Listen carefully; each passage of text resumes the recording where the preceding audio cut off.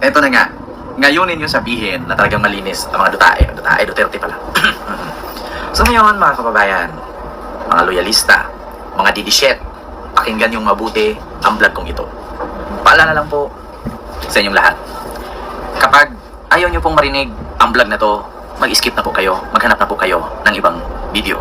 Pero kung gusto nyo marinig ang video na ito patungkol nga sa Pogo sa Davao, Davao may Pogo operations, so huli kabalpon. So ngayon, bakit nga ba nakapasok ang Pogo sa Davao? Sino ang nasa likod at paano nangyari na ang Pogo ni Alice Go napadpad sa Davao?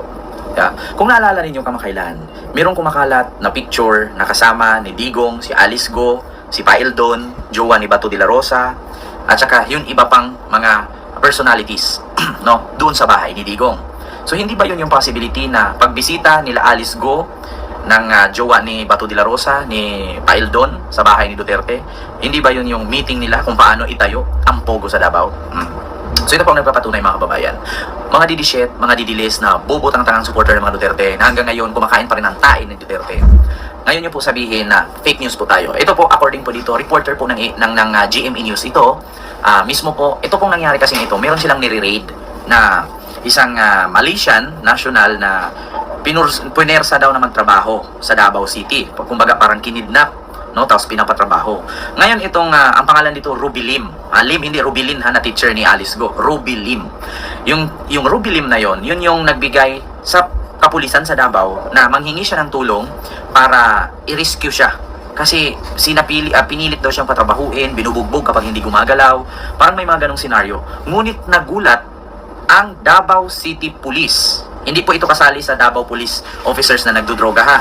Nagulat sila na si Ruby Lim lang, yung Malaysia National i-rescue nila. Nagulat sila napakaraming Chinese at yung building na tinirhan ni Ruby Lim. Pogo Hub pala.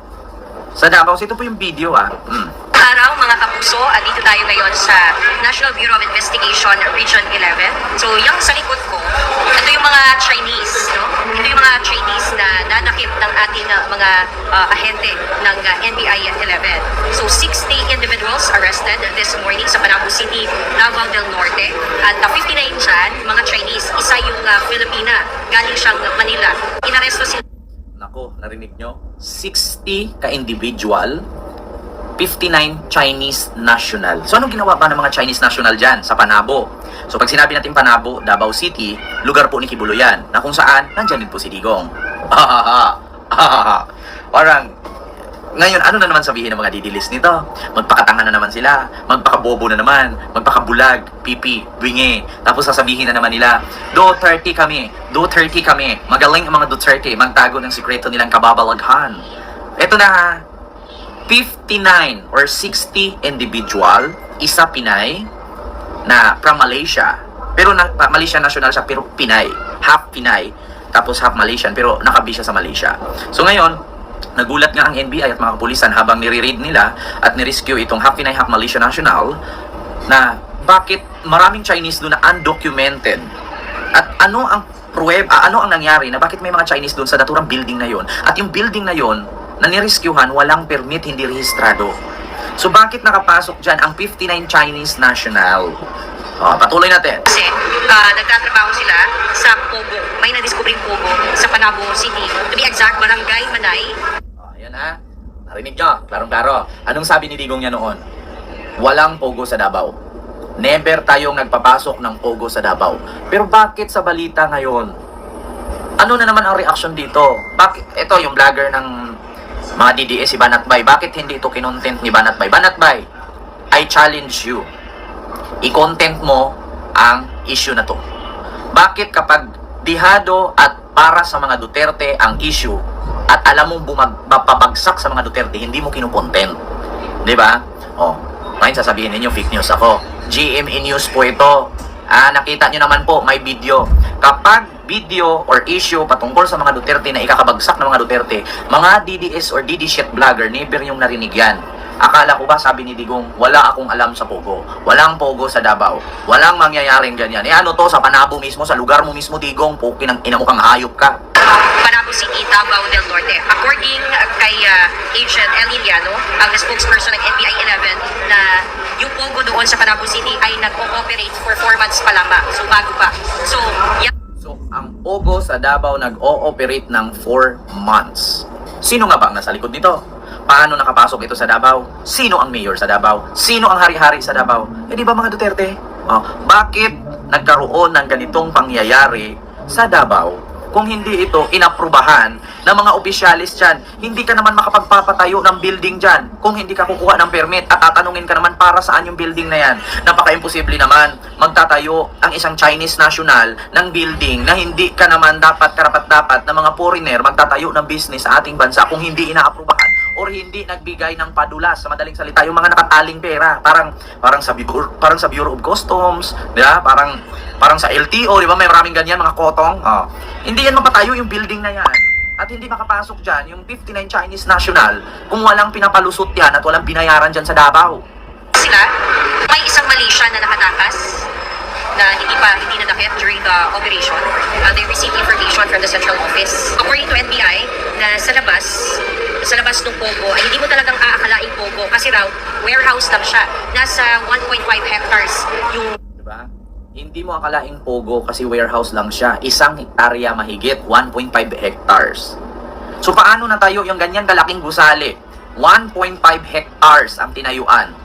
Kung walang alam ang mga opisyalis dyan, sino ba ang mga namumuno dyan? Duterte. Akala ko ba ang Davao malinis? Akala ko ba ang Davao magaling mamuno ang mga buwakan ng ilang mga detae dyan, mga boysit na Duterte. Yeah? Mga kawatan, mga kriminal, mga adik, mga lasinggero, nalilit sa duty kasi nagsisurfing ang mayor. Diba? Yung congressman at asawa ng vice president sa angkot sa illegal smuggling ng droga. My God. Pagpatuloy natin yung video. Tawak ng Pogo Hub. Pero pagpasok, andun yung may mga kwarto-kwarto intended for the Pogo workers. May mga na-confiscate na mga computers doon sa loob. At mga passport, ito mga Chinese, Chinese cigarettes at iba pang ebidensya. So abangan nyo ang karagdagang detalye. This is John D. Esteban para sa GMA Integrated News at GMA Regional TV. So klarong-klaro nyo naman po, GMA Integrated News at GMA Regional TV, Mindanao. So, Davao may Pogo operations. So, huli ka balbon, sino ang nasa likod nito? Napaka-imposible naman ang mga Nograles ang naglagay ng Pogo dyan. Anong power ng mga Nograles? Wala pa naman sila sa politics, wala pa naman sila sa pwesto.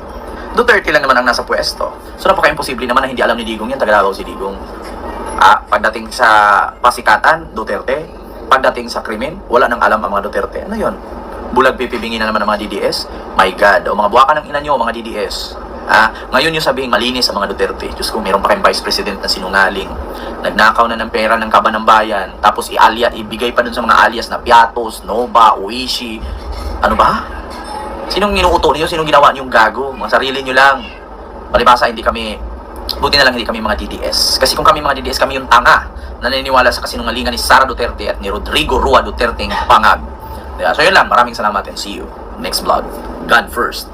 Thank you.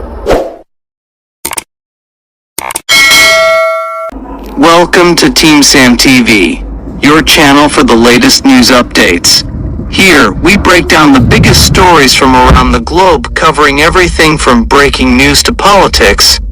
Whether you want to stay informed or just catch up on what's happening, we've got you covered. So, don't forget to subscribe and hit that notification bell so you never miss out on the latest news. Join the Team Sam TV family, and let's explore the world together, one update at a time.